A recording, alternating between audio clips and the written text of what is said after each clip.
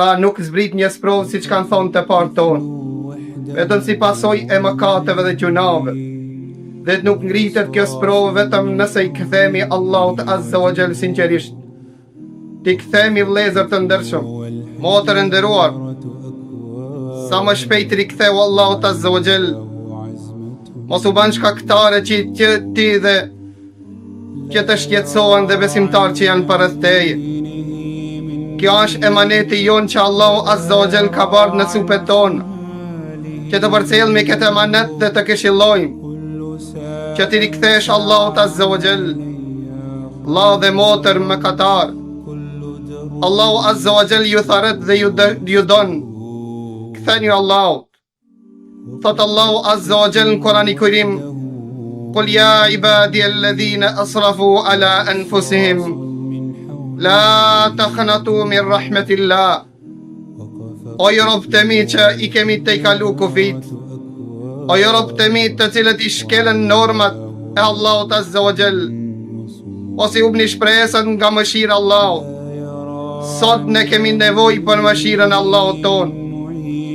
Pra, çka të veprojmë në këtë rast? E para çështja është që ti kërkojmë Allahut falje. Manira dhe forma e kërkimit të faljes është më e preferuar, më e dashur te Allahu. Fjala astaghfirullah. Thuani vazhdimisht astaghfirullah. Me zemër përpiqni që ti riktheni Allahut Azza wa Jall. Ka se thot Allahu Azza wa Jall: "Wa ma kana Allahu mu'adhibahum wa hum yastaghfirun." Allahu nuk dëshkon një popull përderisa ata e shprehin fjalën astaghfirullah, përderisa ata i rikthehen Allahut Azza wa Jall.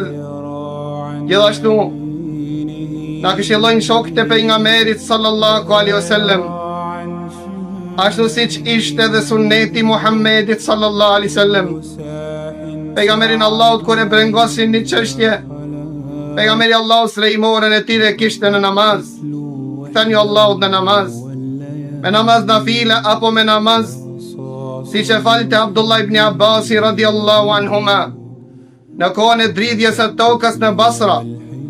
Abdullah ibn Abbasi i falte direqat me diruku, e knonte elhamin një sure, bante një ruku, pasaj u ngritte, prap elhamin dhe një sure, prap një ruku dhe shkonte në sejdë, pasaj gjithashtu dhe në reqatin e ditë.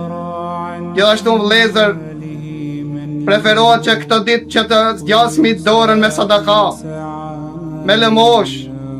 Sadakaja dhe lëmosha e shuan hidhrimin e Allahut Azza wa Jall. Omer ibn Abdul Aziz rahimahullah dërgonte mesazh në vendin e atyre kur u dridh toka dhe i thonte: "Jepni lëmosh, zgjatni dorën që Allahu Azza wa Jall ta ngrit hidhrimin e tij."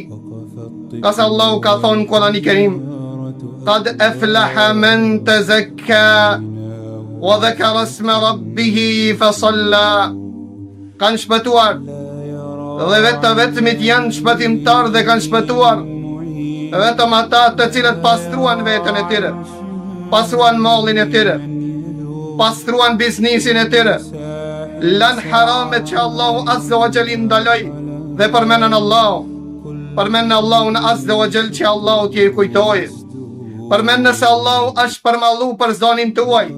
Për atë Allahu i jep leje që tokës që të dridhet, të lëkundet. Nga se Allahu na thiri 5 herë në ditë, ne u treguam neglishënt. Thiem shpinën shpi shtëpive të Allahut Azza wa Jall. Qajtën dhe vajtuan minarët, qajtën xhamit. Megjithatë Allahu Azza wa Jall rahmeti i tij është i madh.